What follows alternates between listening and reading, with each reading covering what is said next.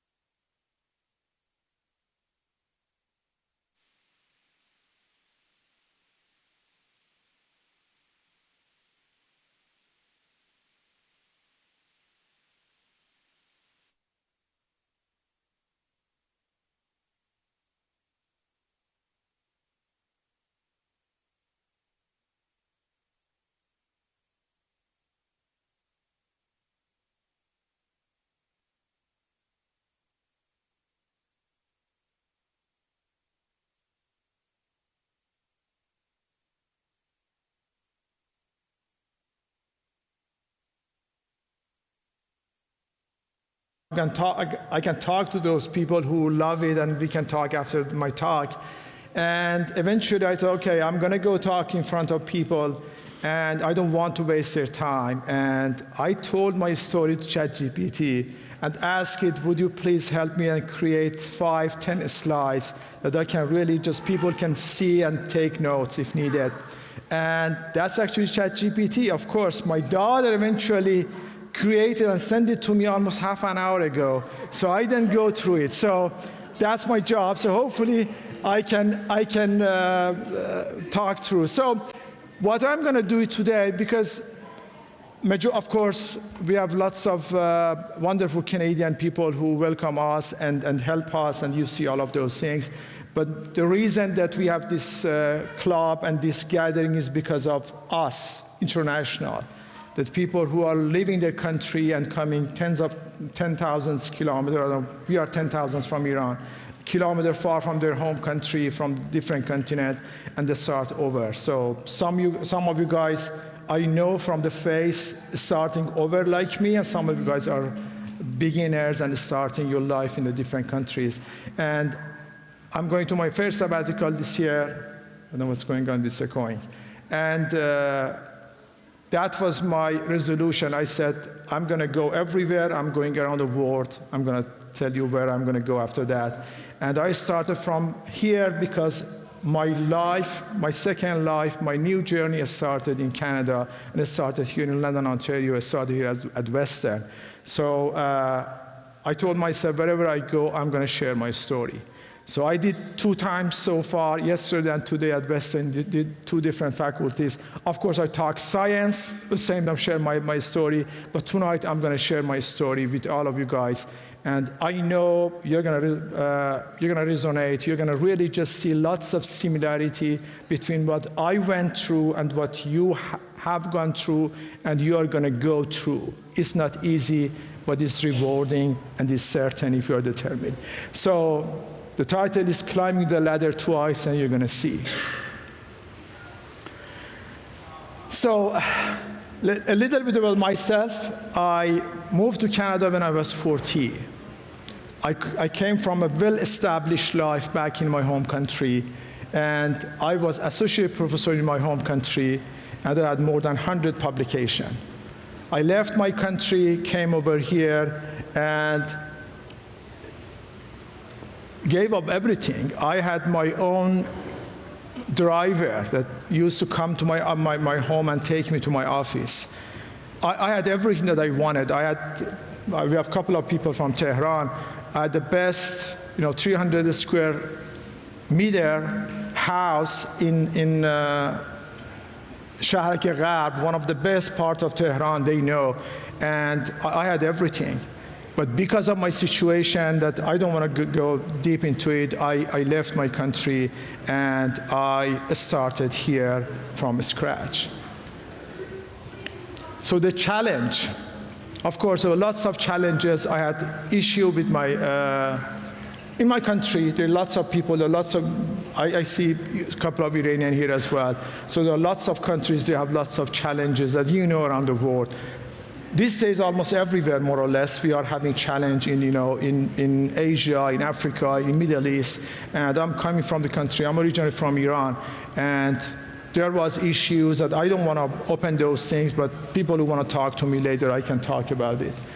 So I came over here, I was very lucky, of course, to find someone who helped me, to give me an opportunity at Western, but I was on soft money. I came over here while my last salary paycheck in my home country before leaving 2004 when I gave up my job was $6,000 US per month tax-free. I came over here and I started my first job at Western. My salary was $20,000 per year, Canadian. So and it was less than a PhD salary back then. So that's what I did. And uncertainty and adapting to new situation. I went through a lot. It's not easy. I'm getting goosebumps right now because I'm talking, when you are building a life after 40 years and going to higher rank of education in your home country and coming here and start from scratch. You have to really and for me, all of the bridges were collapsed. All of the ships or boats were burned. I didn't have anything to go. I didn't go back to my country almost 17 years now. My mom passed away just a year ago and I couldn't see her. And of course, I was lucky to see her when my wife, my beautiful wife, took me to Turkey, just visit my mom and my dad. And I was very lucky. After 16 years, I saw her just for a couple of days. And then 4 or 5 months later, I just woke up with the news that she's gone, and I couldn't go. I lost many people. I lost 4 uncles, 4 or 5 aunts, and many other people in past 16 years. And of course, lots of weddings, lots of other things that I couldn't enjoy. So the reason I'm saying those things because I want to see, I know if you open your heart and your mind, you're gonna share similar stories, many of you guys. Maybe not as severe as I went through, because I am not going to talk about why I left country, because that's another story, maybe next time. But overall, I want to let you guys know that you're not alone. And that was a challenge that I faced. So what should I do? What I wanted to do, what I could do. From day one, I knew that I want to continue my profession. I was a researcher. I was a top researcher. I had more than 100 publications. And this, right now, you can see even there are some full proof that they have that many publications. And I wanted to continue because I worked hard for those things, but it was not that easy. One thing that I noticed from day one, I talked to Stuart a lot. He is the guy who saved me multiple times because I was depressed. It was not easy. When you come over here and you say, okay, I had a family and I couldn't really just feed them. My wife sacrificed a lot to get a job in bank to be able to provide to us. I was on soft money. I didn't know if I have that funding next paycheck. That was the situation. But lots of ups and downs. At Western, it was a promise that they're going to establish a researcher for me. Now that I'm here, I know that's not something that someone can promise. It's lots of process. Now I know that. But they told me if you bring money, if you bring companies, and I did all of those things, and for some reason it didn't happen. And imagine that you do all of the investment, that okay, you're going to have a secure job, a Canada researcher, and it doesn't happen. It's devastating. I brought money, I brought multi-million-dollar, and that the funny thing is that I did all of those things, and my name is nowhere. I did all of those things for someone else. Actually, I was visiting today. I have a couple of photos I cannot show you here. All of stuff that I created, and it was still there. And interestingly, you cannot see my name anywhere. It's not my name. And that's a good thing. That's really humbling to know, okay, you are just, if you don't believe in yourself, and if you don't work hard, and if you're not honest, it's not going to really pay off. If you start thinking about those material things, at some point, it's going to break you. Because when you work hard and you're not going to get it, then what? So you need something bigger than that. So long story short, then after almost 6-7 years, it's not that easy with that situation. Then I thought, okay, maybe I am really just banging at the closed door that I shouldn't. Then I learned when you start pushing on some closed door, all you need just look back. There's lots of open doors around you. That's what I did. I started applying for different jobs, and I was lucky to get the job at UNBC. That's another story when we are talking about, you guys are going through all of those things that, what do you call it, cover letter, preparing all of those things. And they are telling you cover letter is everything for job application. And guess what? I submitted more than 500 applications. I got just one short phone call, and I knew from the tone that's just a joke. They're not going to be taken seriously. And when I submitted that job application, for some reason, someone told me, go check your email. I checked, I noticed I submitted a wrong package. Imagine. Then I said, okay, I'm done.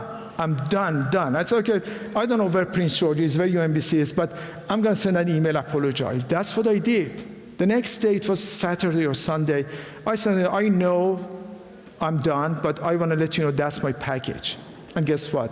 They called me the next Monday, and the rest is the history.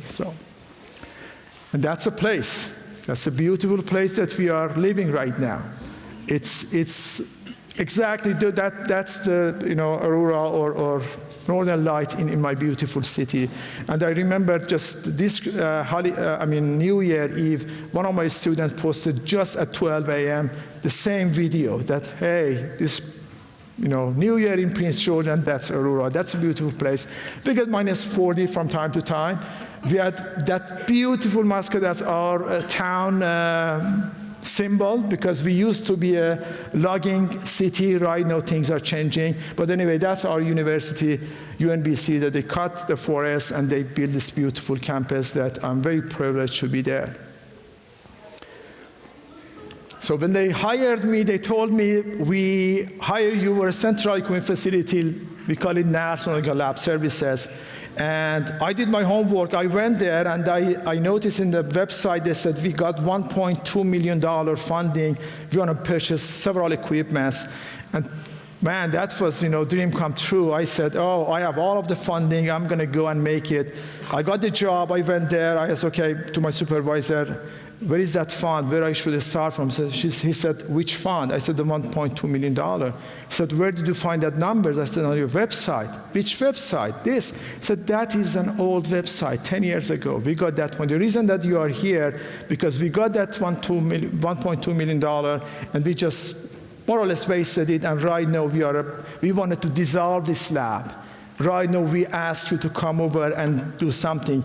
And the reason that they hired me, that's what I'm saying, when I was talking of Western ups and downs, and the lab that I established here, work on it, I did painting, I did everything. I visited all of them today, again after 10 years.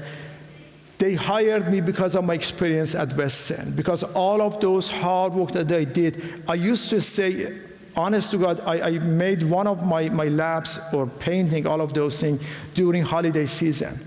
The 3 days of New Year that people were having family gathering, Yoshito and Regina and my kids were not here back then on the first year. I went to my lab, closed the door, and started painting and doing the lab preparation. And I started making money in that lab for the university. And those experiences that's what I'm trying to say. Sometimes you need to do stuff sometimes that is not really the best thing. If you are working in university, but you are a prof, usually you don't go to lab and do stuff, because you hire students to do it because they can do better than you, and you are old, you cannot do those stuff. But I start doing stuff that I didn't do for past, let's say, 10, 15 years, but those are paid off. So eventually I went there, and I established this NALS. When I got there, we had one part-time technician. Erwin is the right-hand side, and in that photo. And when they told me, if you want to hire more people, you have to make money. Long story short, I started putting my lab coat, and for the first year or so, I did everything that the technician does. And eventually, we secured enough funding, and right now we established Northern BC Environmental Climate and Solution Innovation Hub with more than close to $20 million equipments and facility, more than 25 pieces of machinery, 5 full-time specialists. And then I started doing research, because that's what my passion. So at some point, the photo that you see, that one was the largest research team in that university. We are a small-sized university. We are not Western. We are not big one. But again, in that university, we could really just make that fun happen. And I launched my own research team.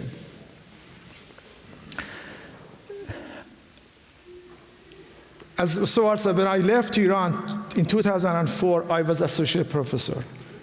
I became associate professor at UNBC in 2024. 20 years. That's what I'm trying to tell all of the immigrants. I know lots of you guys, you are coming with other degrees, you are coming with other things. So it's very, very important to really just have a long-term vision. From day one, I knew what I want to do. 99.9%, and I'm not joking about it. The people that I was talking with them that I came over here, they say, you never, ever can get a faculty position in Canada because you graduated from a third world country, from Iran. I did my undergrad, master, PhD, all of them from Isfahan University in Iran. And they were right, it was not easy. But again, with hard work and have a long-term vision, dedication, and the faith, something that saved me over and over and over. All of the bridge behind me was collapsed. I knew I cannot go back, but I was a human being. From time to time, I was so down that I can talk about those things because I had lots of discussion with him from time to time. So, the lesson that I learned, persistence and self-belief. I never ever thought, I said, I doubted myself when I was alone. But because sometimes you're a human being, you're still thinking about, okay, am I doing everything right? What's wrong? Why? I was a teacher. I was talking to all of my students, all of young, fellow, that everything's going to be okay. If you work hard, it's going to pay off. But for myself, sometimes I was talking to Stuart, okay, why doesn't it happen for me? But I didn't know that's going to happen for me as well. Importance of mentors, peers, and networks. I told you, the reason that I'm here because of my networking. The reason, I remember when I got the job at Prince George, I'm pretty sure many of you guys don't know Prince George, where Prince George is. You're going to search, you're going to find it. That was me. When I wanted to apply for that job, I didn't know where Prince George is. I searched and I noticed British Columbia. And then I was talking to Stuart, I'm going to go for Prince George when I got the job. And he said, I'm coming from the event, it was Manitoba, it was one of those, conference.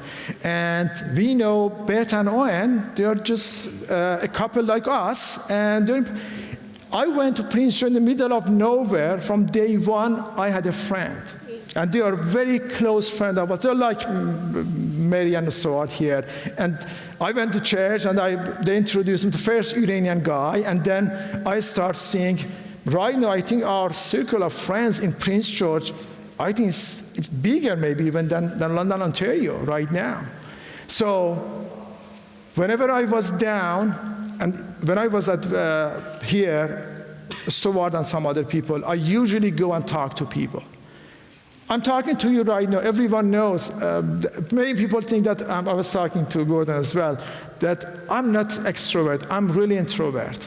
I'm not the guy who really wants to talk, but I do that because that's the way I think I can survive.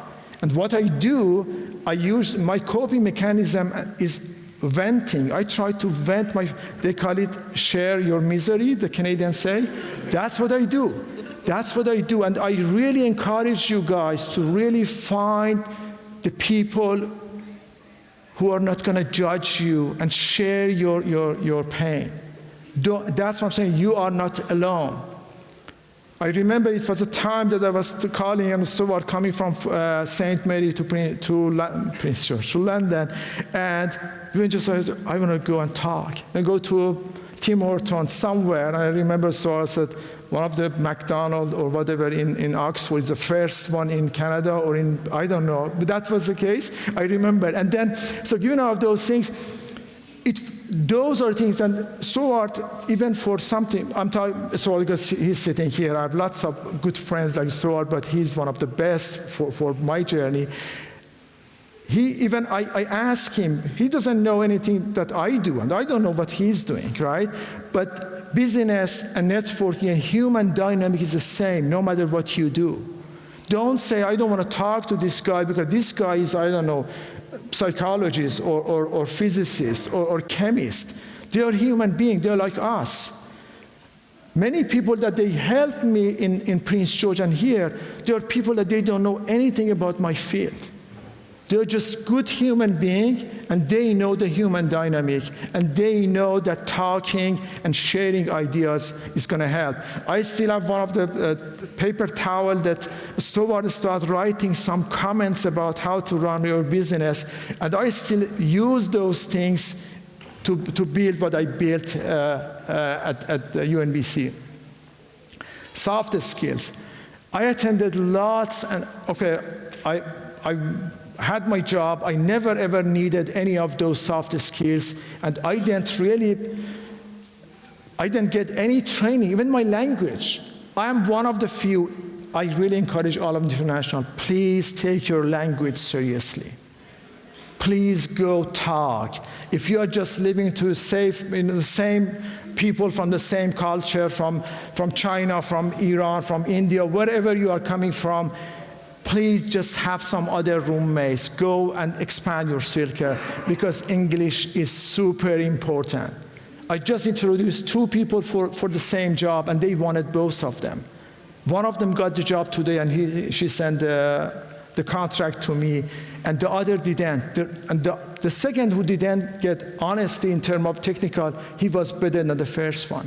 The first one got because of the English. I really want you guys to take that one seriously. Soft skill. If there is any workshop, I really appreciate what Focus Club does for you, for all of the events that they have.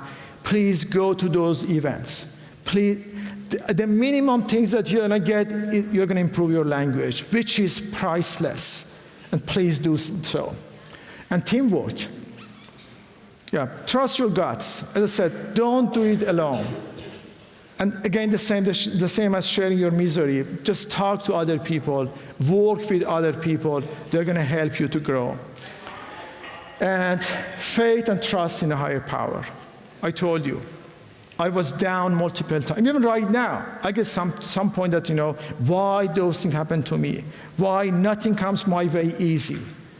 I apply for funding, and then all of a sudden, one day I receive 3 rejections in a row.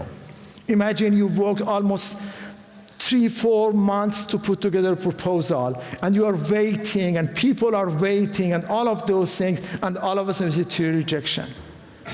Those are the time that having a faith and trust to some bigger power is going to help you. That's the time that you're going to say, okay, there are stuff, and you are going to see my situation, that there is stuff that didn't happen to me, and I thought, okay, it's end of the world.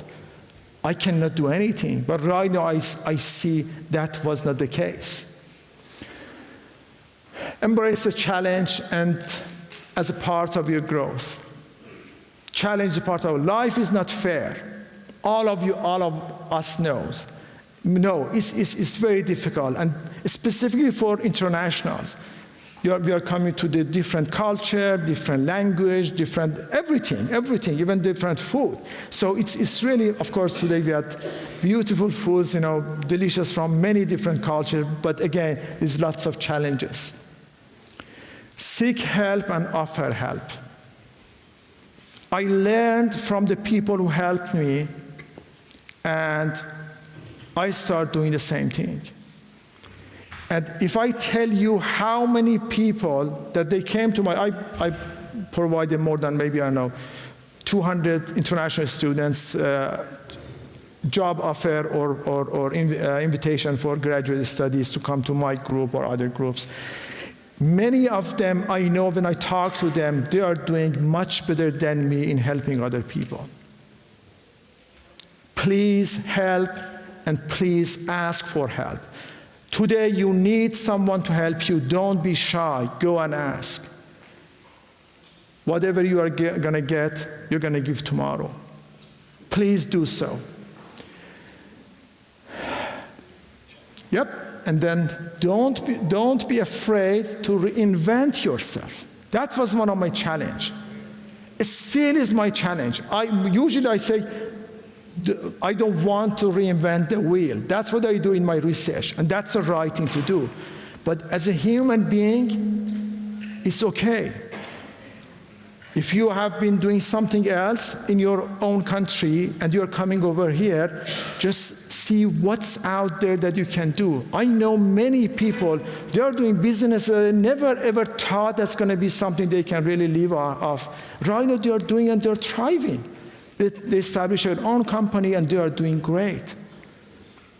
If you are pursuing your education, which is amazing and very needed, I really want you guys, all of you guys, everyone ask why you do what you do.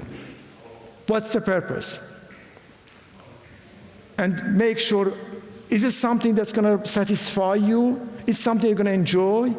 What's the point of becoming an engineer and then or a physician and you don't enjoy what you want to do? I agree. When you go to university, when you get the training, all of them are amazing. All of them are things that's going to really help you to grow. But at the same time, you have to be mindful of the fact that sometimes maybe you are not the best fit or this is not the best fit for you. There are many other ways, and that's something that you should be mindful of. And the final thoughts, connecting the dots. As Steve Jobs says, you can't connect the dot looking forward. I never, ever thought, because I was always thinking, why those things not happening to me? Why I have to do this? Why I have to do that? But right now, when I look back, in past 16 years, almost 17 years I left Iran, everything that happened to me was for a reason. And I do believe that I am in the right place. I enjoy my life, I enjoy my family, beautiful family, and I enjoy my job. Sometimes I'm struggling, of course, because my wife says, you are a workaholic, and she's right. But again, it's very important that, because I was talking to students, some of them, and some say, I really work hard, I do all of those things, but I think people don't appreciate that. What I told them, don't do stuff for other people, do for yourself. That's your investment for yourself. It's gonna pay off. I know you're gonna have some doubt. I know you're gonna go to some time that is downtime and you'll say, okay, it's not gonna happen. But believe me, it's gonna happen. That's the story that I'm sharing with you. Those photos are added because I really want that's part of my story. The first one is my research team at Tehran University. When I started this group and this team, we are working on, I have to talk about it, zeolite. So we are working on something, a porous materials is amazing. I call it magic mineral. And that group in Iran, we are working on many different projects. And unfortunately, I tried my hardest to work and make sure that we can keep our people there. But long story short, right now, the people that you are seeing in this photo, I think maybe 1 or 2 of them are still in Iran. The rest are left country, including myself. And then I came to Western, and that's a place that I used to work almost 7 years. And I'm very appreciative of the fact that they gave me this opportunity, although it was really difficult, but helped me to build my character, helped me to really build my career in Canada. And of course, this amazing team that I'm working right now, that of course in Prince George, we have beautiful summer, very short, but we get most out of it. So, and you are in London, Ontario, you have a beautiful circle of friends and family, the Focus Club as an example. We don't have those things in my city. City of Prince George is close to 70, 80, 90, I don't know, maybe 100,000 population. And it's cold, it doesn't have the city life that you are enjoying in London, Ontario. That's why my wife and my daughter love London a bit more than Prince George. But anyway, I love Prince George anyway. So what we do, and that's something that I encourage everyone, wherever you work, whatever you do, this feeling like a family, having a team spirit is very important, and that's what we do. The middle photo is actually Thanksgiving. Many of people, Canadian people, you guys know, many of international people, even from Europe, they don't know what Thanksgiving is. Thanksgiving is North American things, right, for US and Canada. And most of the time we have Thanksgiving in our place, and we invite all of my team members and their extended family. And every year we have at least 5 or 10 that say it's our first Thanksgiving experience. And it's a beautiful thing, and many of them do the same thing when they are done. Thank you for your attention, and those are my contact information. If you want to talk to me, of course, after this session, I will be in London, Ontario until January 30th before I continue my journey to my sabbatical. And I would love to hear from you, talk to you one-on-one, and share my story or anything, any question that you have.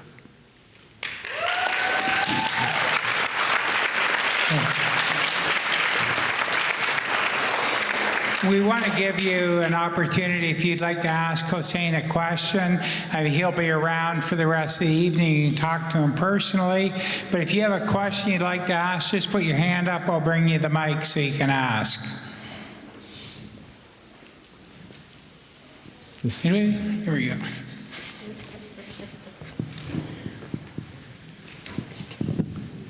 Thank you for your presentation, and what you said and your experience inspired me a lot. And I'm a postdoctor at the University of Western Ontario, and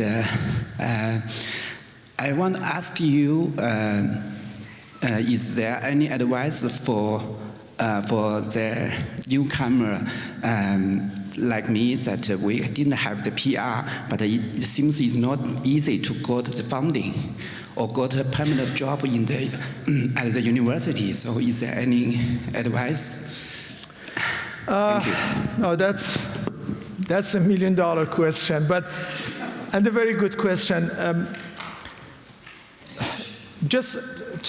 The most important is for a postdoc, and I was one when I was here, more or less my job title was postdoc, but I was doing everything as a technician back then, is up to your supervisor to really expose you to different opportunities.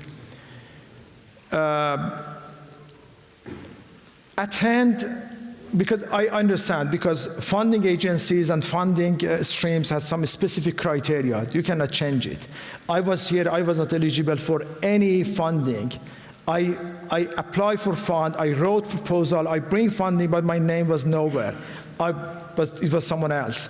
But I did it because I thought that's the right thing to do, because I am going to gain the experience that I wanted, and right now it's paying off. That's what I do. Expose yourself to the companies. If you are working on a project that there is company industrial partner, I know sometimes supervisors do all of the meetings by themselves, and sometimes you are there for just some specific things. Just get that connection a little bit more personal. That's what I did. I talked to Professor Knows. I brought a couple of funds to my research team, and I did everything to the last moment without my supervisor knowing. I was doing ethical, by the way, and legal, but the reason for that, because I knew some of the dynamics not going to work. Actually, one of the patents that I registered, US patent, was something that my supervisor, when I was talking, he said, no, we are not going to do that. It's just a waste of time. But I did it. And I did with the company, and the company, followed me when I went to UNBC, and we started continuing working together. So many people that I'm still working with them right now at UNBC, not many, but some of my partner are the people that I start getting exposed to their work and their company when I was here. So networking, as I said, going and talking to people as much as you can, and don't be shy about your language, because that's one of the challenges that we have. You go and say, you know what, I cannot communicate. Don't worry. People are going to understand you. Yeah, I think that's great advice. So saying that even if if you can't work here, you are here, make use of the opportunity to build network, to learn how to do things, even if it benefits somebody else rather than you, because it does benefit you because you have that experience. Absolutely. And don't consider that, okay, London is, of course, London is beautiful. I'm talking from London. I don't know, I can talk bad about London, but London is not the end of the world. That's what I'm trying to say. So for you, for us, I think for everyone this day, home is a place that you have a good, secure job. That's the end of it. Because if you don't have, I was talking to students today and yesterday, many of them, they are just nervous. I said, why you do what you do? If you do all of those things, get the best degree, do all of those things, and you ended up with the best job, and you are a broken human being that you cannot enjoy, then what? So for that reason, I said, again, don't just look at the closed door all the time. Just look around, there's lots of opportunities. You are here, and I know when you don't have PR, it's a little bit difficult because you study, work permit, you have to renew all of those things. But when, specifically right now, because situation for visa, when you are in Canada, that's what I do. If any graduate students are here and they want to apply to my group, you're more than welcome, of course, if you have background that I want. So, because it's difficult to bring international. And many companies, many research teams, they really need the people who are in Canada, because they know they pass the filter. If they want to renew their work permit or get a study permit, it's going to be much easier. So just open your eyes and then apply for other things. Yeah, so if there's anybody here that's interested in working with Hossein, he'd be happy to talk to you.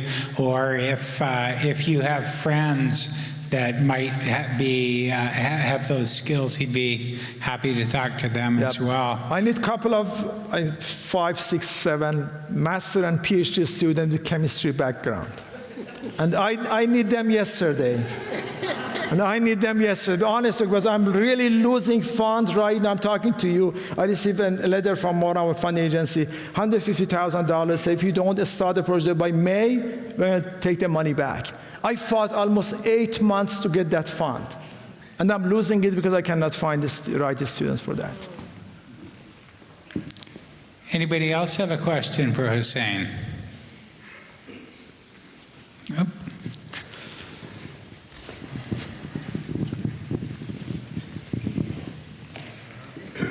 Hello, thank you for sharing with us your very inspiring experience and story. And I want to ask a question for a new PhD student. What is your suggestion if? Like for us, when we are deciding if we want to pursue more academia career path or industrial career path?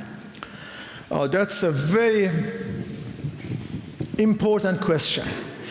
We have a course at our university and for a seminar course for PhD students. And the instructor asked me and some other faculties, can you just share your thoughts in 3 minutes video? And I did. And the first question I'm asking, okay, why you want to do a PhD? That's the first question you have to answer. I know from the background that we come from, Middle East, Asia, Africa, there are lots of places that I did, that's what I did. So, doing PhD is better. That's what I did. Of course, my age was very different, but here you have to ask the question. Because when you get PhD, you have to work at the level, either academia or research at the level that, it's government or some research companies. And research is 24/7 job. That's the first thing. 24/7 until you die. Let's put it that way. It's not just retirement. Now, I'm 57 years old, I just started. So given all of those things, you have to see whether or not academia, I'm talking about them first. Is it what you want to do? Either postdoc, she did great things. She established a biopolymer lab in my university, in my team, and she did great things. While that happened here, I prepared and proposed a Canada researcher for her. But after 4 years that she was working in my team, she came to my office and said, what? Academia is not my cup of tea. I don't want to stay here. She said, I saw your life. I don't want to live that life. Now, honestly, that's exactly the point, because she said, I see your stress, I see what you are going through, I see how much you have to fight for every single penny, and I don't want that life. That's not my life. I want to go to industry. And she got the job at Lululemon, and she's getting, I don't know, 150, 60, close to $200,000 per year. So if academia is the place for the people who have the passion, I use the word crazy, sorry for that, but for me, that's exactly, it's more than a passion. You have to be crazy about what you want to do.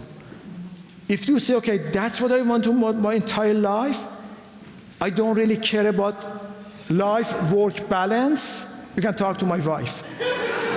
And specifically, if you have a partner who is in academia, then you can understand each other. Because both of you guys are going to have things. But it's really unfair to my wife. It's really unfair. I understand. I'm telling in front of her, I'm confessing, it's unfair. By industry, when it comes to, of course, academia have a little bit of status, not anymore, I think, but it used to have. But in industry, if you find the best, but industry, you have to really justify why you have a PhD for industry. Many industries, they really don't care about your PhD. They want, because PhD, you have to do stuff that is not existent. You want to just do something new.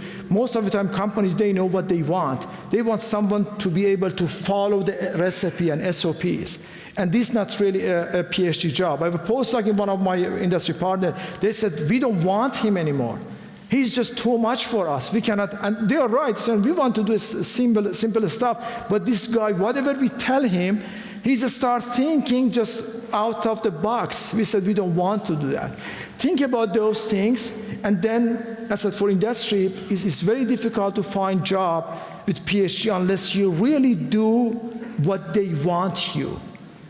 Right now, I'm hiring postdoc for Mitacs Elevate, and the industry is paying very well. They said, but we need someone who has done this before. How much chance you have to really be on the right place, right time for the specific project that they did specific things? It's limited. For that reason, think about it.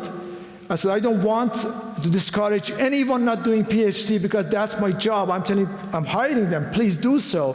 But at the same time, I really tell them, specifically internationals, Canadians know, I don't want to talk to you, but Canadians know they don't have the insecurity. I'm talking about myself. The insecurity I am coming from because of my culture, because of the country that I grew up. I was worried about my tomorrow all the time. I'm still. I have a tenure position. It's one of the most secure jobs in Canada, but I am always worried. I'm on a sabbatical. I'm supposed to do nothing. You can talk to my wife. I'm working here in 2 time zones. In Ontario, and then I continue 3 hours later for BC. So what I'm trying to say, if you don't have those, for Canadians don't have those insecurity, you go to Western, 90% of PhD students are international. I was talking to 2 of the faculties of science, and I went to 2 groups. I presented, I didn't see 1 Canadian. More than 21, the 2025 that I talked to, all of them international. So think about it, and academic job is very rewarding, it's beautiful because you are working with talented and beautiful mind people, but you have to be able to sacrifice, and that's something that you should think about it. We can talk more, but. Okay, one more question. Anybody else have a question?